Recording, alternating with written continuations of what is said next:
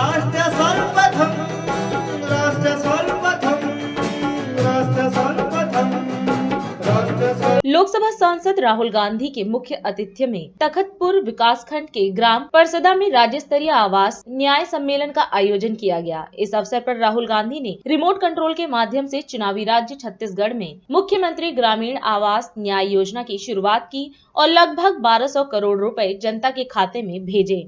कार्यक्रम को संबोधित करते हुए राहुल गांधी ने कहा कि ग्रामीण आवास न्याय योजना में लगभग 50,000 लोगों के बैंक अकाउंट में पैसे भेजे गए हैं।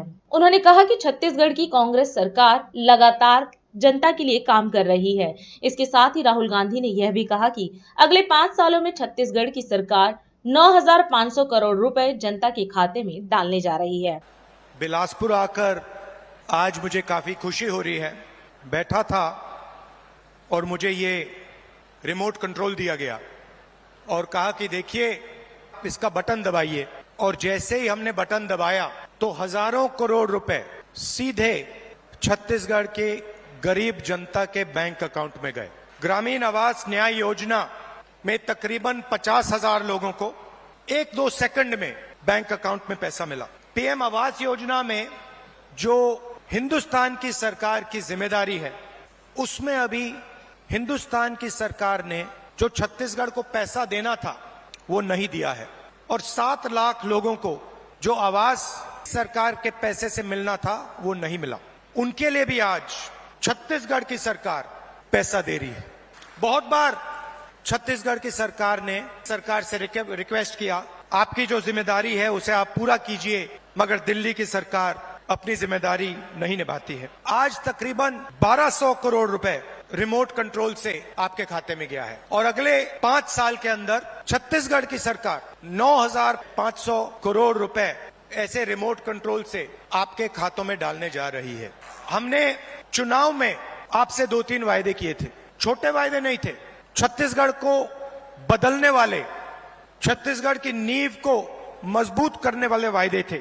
किसानों का कर्जा माफ, बिजली बिल हाफ और 2,500 रुपए प्रति क्विंटल धान के लिए हमने ये वायदे किए, और देश के प्रधानमंत्री नरेंद्र मोदी जी ने कहा कि कांग्रेस पार्टी इन वायदों को पूरा नहीं कर सकती है। सच्चाई आपके सामने है, हमने जो वायदे किए थे हमने उनको पूरा किया। किसान न्याय योजना में 21,000 करोड़ रुपए हमने छत्तीसगढ़ के किसानों को इनपुट सब्सिडी के माध्यम से दिया।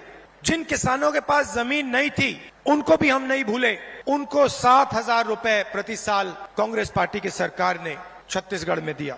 आदिवासियों को एमएसपी फॉरेस्ट प्रोड्यूस के लिए, और देश में सबसे बेहतर फॉरेस्ट राइट एक्ट का इंप्लीमेंटेशन छत्तीसगढ़ की सरकार ने किया। स्वास्थ्य में 5 लाख रुपए परिवार के लिए 70 लाख परिवारों को फायदा मिला।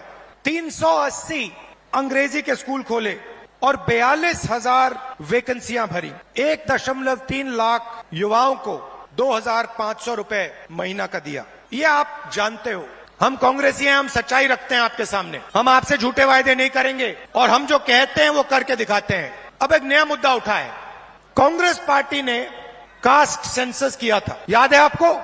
याद है? उसमें हिंदुस्तान में हर जाति के कितने लोग हैं वो डेटा हिंदुस्तान की सरकार के पास पड़ा हुआ है।